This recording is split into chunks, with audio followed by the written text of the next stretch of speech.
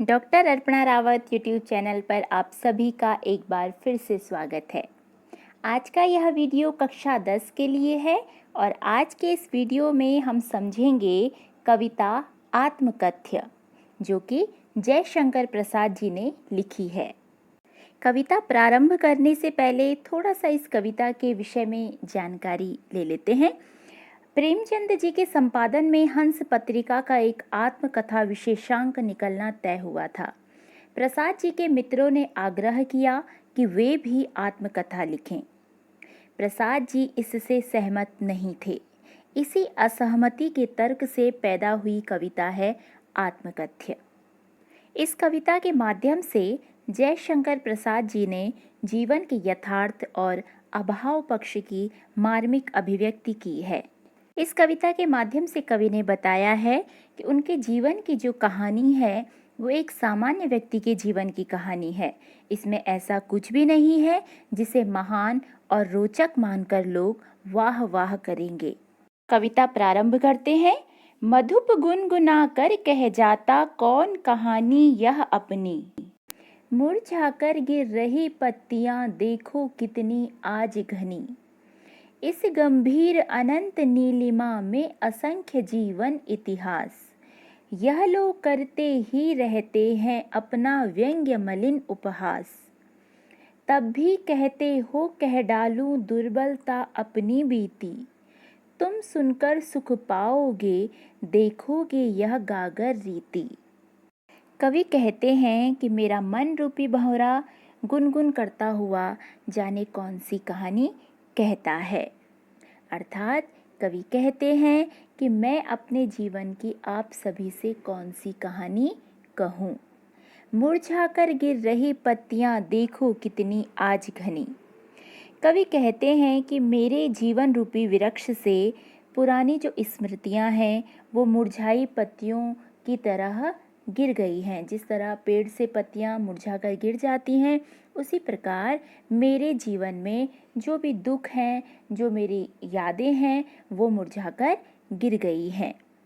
इस गंभीर अनंत नीलिमा में असंख्य जीवन इतिहास। कवि कहते हैं कि जो ये साहित्य का आकाश है, अनंत नीलिमा, जो ये साहित्य का आकाश है, इसमें कई साहित्यकार हैं जिन्होंने अपनी आत्मकथा लिखी है। यह लोग करते ही रहते हैं अपना व्यंग्य मलिन उपहास। कवि कहते हैं कि इन लोगों ने अपनी आत्मकथा लिखी और जिस कारण लोग इनका मजाक उड़ाते हैं, ये स्वयं ही हंसी के पात्र बनते हैं। तब भी कहते हो कह डालूं दुर्बलता अपनी बीती, फिर भी आप लोग मुझसे कह रहे हैं कि मैं अपने दुखों और कमजोरियों के विषय में लिख दूं, अर्थात बता दूं। तुम सुनकर सुख पाओगे देखोगे यह गागर रीति। कवि कहते हैं अपने परिचितों से, अपने मित्रों से जिन्होंने उनसे कहा है कि वे अपनी आत्मकथा लिखें, वे उनसे कहते हैं तुम यह सुनकर सुख पाओगे कि मेरा जीवन खाली है। यहाँ घड़ा शब्द जीवन के लिए कहा गया है कि तुम देखोगे कि मेरे जीवन में कोई भी सुख नहीं है, मेरा जो जीवन रूपी घड़ा है वह खाली है।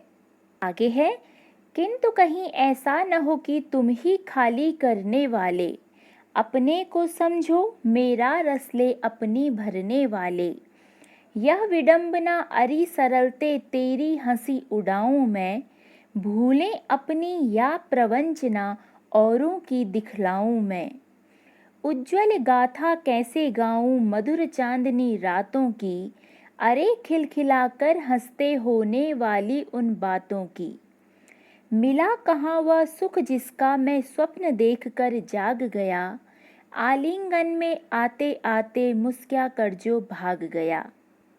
कवि अपने परिचितों से कहते हैं कि मेरा जीवन खाली है, अर्थात उसमें सुख नहीं है। अब आगे कहते हैं कि जब आप मेरी आत्मकथा पढ़ेंगे तो क्या होगा, कहीं ऐसा न हो कि आपको लगे कि मेरे जीवन के दुखों का कारण आप ही हैं, जो आप पढ़ रहे हैं वो आप सब मेरे दुखों का कारण है, कहीं आपको मेरी आत्मकथा पढ़कर यह न लगने लगे। अपने को समझो मेरा रस ले अपनी भरने वाले, मेरे दुखों का रस लेकर आप स्वयं का कहीं मन न भर दो। यह विडंबना अरी सरलते तेरी हंसी उड़ाऊं मैं, भूलें अपनी या प्रवंचना औरों की दिखलाऊं मैं। कवि कहते हैं कि यह मेरी विडंबना है, यह मेरी कठिनाई है कि मैं कैसे अपनी सरलता, अपने सरल मन की हंसी उड़ाऊं। क्यों वे अपने आप को सरल कहते हैं? भूलें अपनी या प्रवंचना औरों की दिखलाऊं मैं। कवि कहते हैं कि इस सरलता के कारण मैंने अपने जीवन में कई बार विश्वासघात झेला है, कई लोगों ने मेरे साथ धोखा किया है। मैं अपनी आत्मकथा में अपने जीवन में की गई भूलों को लिखूं या मिलने वाले विश्वासघात के विषय में लिखूं, अर्थात मैं नहीं लिखना चाहता हूं। आगे कवि कहते हैं, उज्जवल गाथा कैसे गाऊं मधुर चांदनी रातों की, अरे खिलखिलाकर हंसते होने वाली उन बातों की। कवि कहते हैं कि मेरे जीवन में सुख भी आया था, परंतु उस सुख के विषय में मैं किसी को नहीं बताना चाहता हूँ, क्योंकि वे मेरे निजी क्षण हैं जिनको मैं अपने पास ही रखना चाहता हूँ।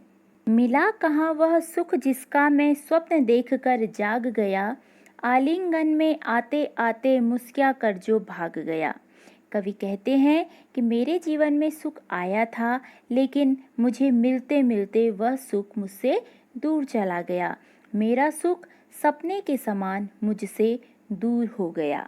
आगे है, जिसके अरुण कपोलों की मतवाली सुंदर छाया में, अनुरागिनी उषा लेती थी निज सुहाग मधुमाया में, उसकी स्मृति पाथेय बनी है थके पथिक की पंथा की, सीवन को उधेड़ कर देखोगे क्यों मेरी कंथा की।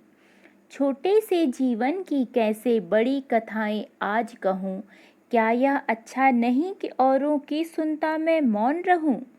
सुनकर क्या तुम भला करोगे मेरी भोली आत्मकथा, अभी समय भी नहीं थकी सोई है मेरी मौन व्यथा। कवि अपनी प्रेयसी का वर्णन करते हुए लिखते हैं कि उसके गाल इतने सुंदर और लालिमा युक्त हैं कि ऐसा लगता है कि जो सुबह है उसने भी उसके कपोलों से मधुर और सुगंधित लालिमा चुराई है। अर्थात कवि ने अपनी प्रेयसी को सुबह की तरह प्यारा और सुगंधित कहा है। कवि कहते हैं, उसकी स्मृति पाथेय बनी है थके पथिक की पंथा की। जिस प्रकार यदि कोई यात्री यात्रा करता है तो वो पाथेय साथ लेकर चलता है। पाथेय मतलब मार्ग का भोजन या सहारा। उसी प्रकार कवि कहते हैं कि मेरे जीवन रूपी पथ पर मेरी मधुर स्मृतियाँ, मेरी यादें मेरा पाथेय है, अर्थात मेरा जीवन जीने का सहारा है। सीवन को उधेड़ कर देखोगे क्यों मेरी कंथा की। कवि अपने मित्रों परिचितों से प्रश्न करते हैं कि तुम मेरे अंतर मन को खोलकर क्यों देखना चाहते हो। छोटे से जीवन की कैसे बड़ी कथाएं आज कहूँ। कवि कहते हैं मेरा जीवन छोटा है, लेकिन इसमें बहुत बड़े बड़े दुख हैं। मैं कैसे उन दुखों के विषय में आपको बताऊं। क्या यह अच्छा नहीं कि औरों की सुनता मैं मौन रहूं। कवि कहते हैं कि अच्छा तो ये रहेगा कि मैं औरों को भी सुनूं। सुनकर क्या तुम भला करोगे मेरी भोली आत्मकथा। कवि कहते हैं कि मेरी आत्मकथा को सुनकर आपको कोई लाभ नहीं होने वाला है, क्योंकि न तो मेरी आत्मकथा रोचक है और न ही प्रेरणादायक है। अभी समय भी नहीं थकी सोई है मेरी मौन व्यथा।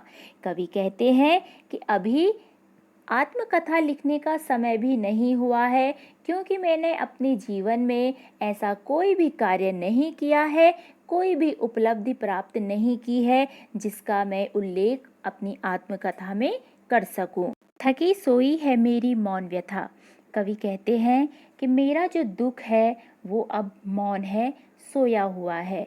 मैं उसे पुनः जगाना नहीं चाहता हूँ, इसलिए मैं आत्मकथा लिखकर अपने दुखों को बढ़ाना नहीं चाहता हूँ, अपने दुखों को कुरेदना नहीं चाहता हूँ। तो ये था जयशंकर प्रसाद जी की कविता आत्मकथ्य का भावार्थ। पाठ से संबंधित किसी भी जानकारी के लिए आप मुझे कमेंट बॉक्स में लिख सकते हैं। आप सभी का हार्दिक धन्यवाद।